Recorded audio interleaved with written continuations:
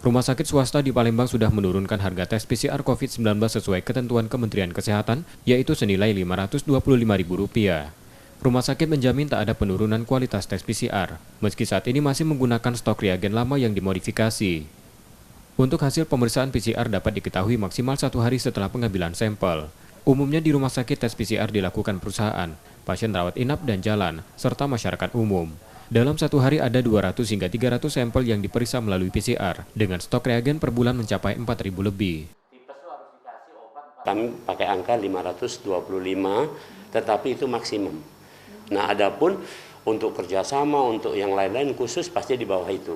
Jadi kami tetap yang maksimumnya adalah 525 sebagaimana aturan dari Kemenkes. Jadi sekarang pun kami masih pakai reagensia yang lama, walaupun mungkin harganya berbeda, tapi intinya kami membuat pendekatan-pendekatan supaya ini bisa, bahasa orang Palembangnya, diejokan.